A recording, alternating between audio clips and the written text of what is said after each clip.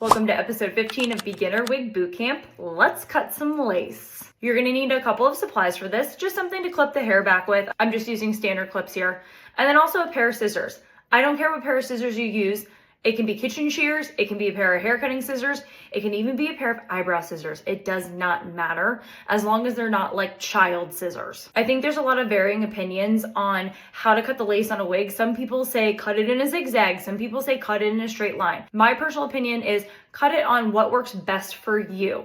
So mine's definitely not always in a straight line. I tend to leave a little bit more lace on this side here, and I'll cut back closer to the hairline on this side here, because I always part my wigs a little to one side. And if I tuck my wig behind my hair, I always tuck it behind on this side. So I like to keep the lace pretty close to the hairline on this side, and then again, leave a little bit more room on this side. You can also choose to do this off of your head for the first initial pass, but for today, we're gonna do it on the head. That's how I prefer to cut my wigs, and it's honestly super simple. So start off by making sure that the wig is even on your forehead. If you have ear tabs on your wig, make sure that they're even on both sides.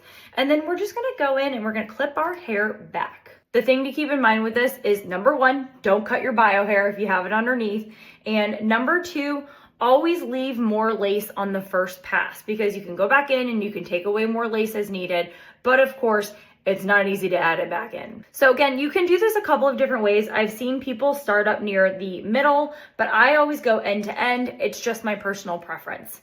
So I'm gonna start at one end here, and I'm gonna grab my scissors. I'm literally doing this in my phone.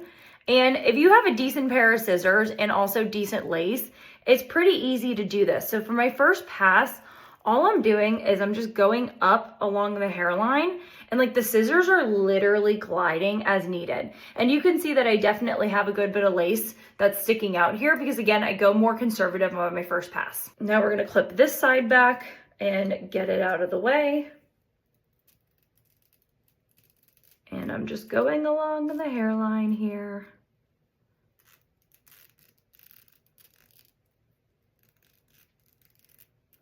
I'm trying to do this in my phone, by the way, which is also very impossible. But you can see there's the first pass at cutting my lace. So I'm gonna go in and I'm gonna clean a little bit more up on this side. And you can do this a couple of different ways. Again, I might wanna go in with smaller scissors here, just because they're easier to maneuver. And I think definitely the key is here is it actually does not have to be a straight line. Having some ebb and flow is definitely gonna help conceal your lace rather than having a straight line across your forehead. So let's take it out and let's see how everything's looking. And again, just allowing for more of that first pass. And I think what I'm gonna do is I'm gonna go in a little closer to here, and I'm gonna cut just a little more up here. And I don't wanna cut the ventilating work that I did here. So I'm gonna be careful to not cut like too much. And then I'm also gonna go in and I'm gonna clean up this side here. I actually like choosing wigs that match my root, because I can cut the lace back further and allow my bio hair to peek out. And that really lends itself to having more of that natural hairline.